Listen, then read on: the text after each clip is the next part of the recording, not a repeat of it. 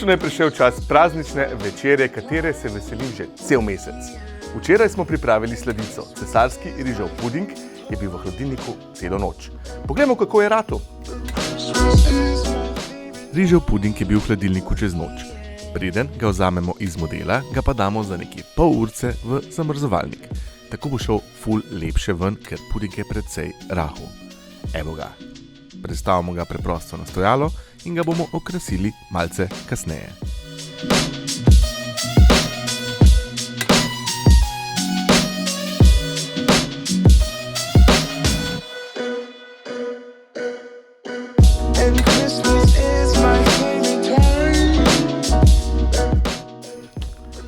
Včeraj smo pripravili tudi pečenko. Marinirala se je celo noč, okusi so se lepo povezali. Zdaj damo pa zadevo za 2 uri na sobno temperaturo, potem pa v pečico z njo. Medtem ko čakamo na meso, pa pripravimo polentne žličnike z baziliko.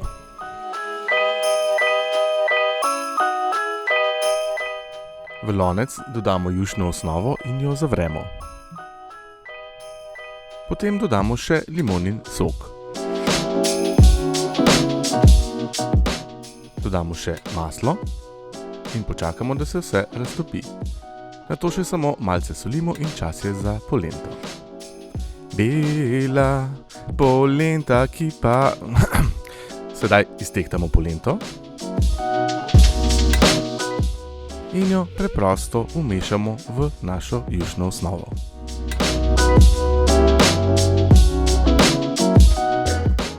Dobro premešamo, da se ne bodo naredile grudice, potem bomo pa polento prestavili v pekač, jo razmazali čim bolj na tanko in jo dali v hladilnik, da se popolnoma ohladi.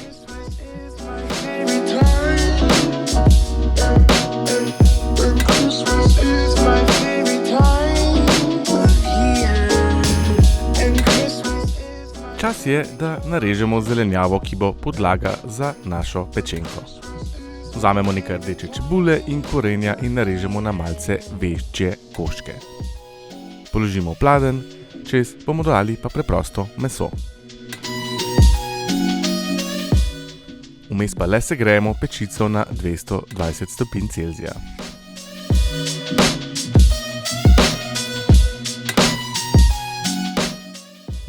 Pečenka se je zdaj segrela na sobno temperaturo, spodaj smo dali zelenjavo, zdaj gremo pa z njo kar v pečico. Pečenko najprej pečemo pri 220 stopinjah 15 minut, potem znižamo temperaturo na 160 in jo pečemo še približno 40 minut. Za medium pečenko potrebujemo sredično temperaturo 60 stopinj Celzija. Ste za, da zaključimo naše polentne žličnike? Polenta se je lepo ohladila, sedaj jo malce nadrobimo.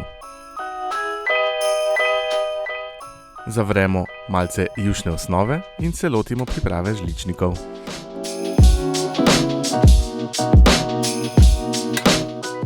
Ohlajeno polento zdaj raztopimo v 2 deci jušne osnove. Ko se ta zadeva do konca raztopi, dodamo še parmezan, kislo smetano, baziliko in pa malce masla. Potem je pa čas, da oblikujemo žličnike.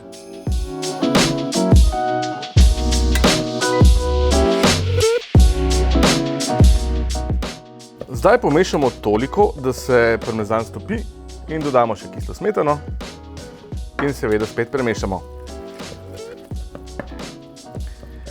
Takole, zdaj pa dodamo še maslo.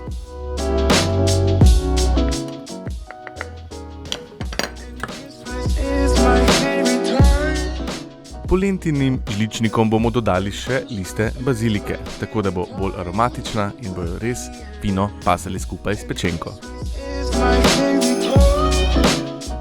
Liste bazilike preprosto drobno nasekljamo in jih umešamo k polenti. Vse skupaj nato dobro ohladimo, preden se lotimo oblikovanja.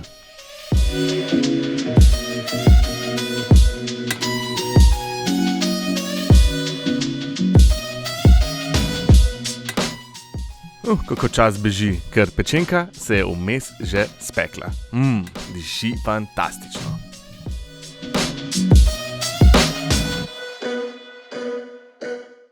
Takole, pečenka se je zdaj pekla, najprej seveda na visoki temperaturi, potem na nizki in zdaj jo prestavimo lepo na folijo, kjer bo počivala nekje pol ure, da se sokovi enakomerno razporedijo. Vmes pa gremo pripraviti omako.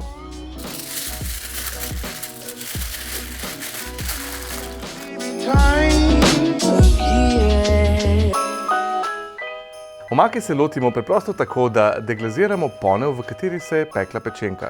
Zdaj, če to gre na štedilnik, je super, če ne pa preprosto spraskamo vse v ponev. Dodamo ji, kdo mi je podal vino? Dodamo ji 4 deci vina, kar direkt v ponev. Potem dodamo še jušno osnovo. Tole bo fino, že vidim.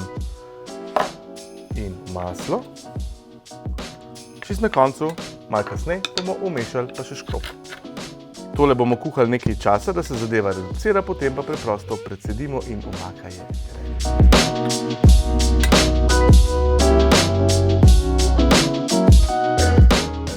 Vse, kar nam je še ostalo, je, da oblikujemo polentine žličnike.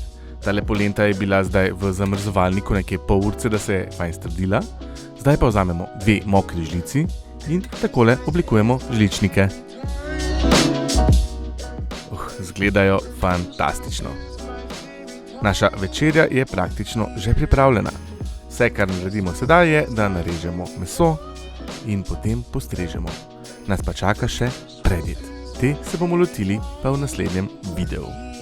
Pripravili bomo valjene špinačne rezance s tartufi in potem je naša večerja za postrežt.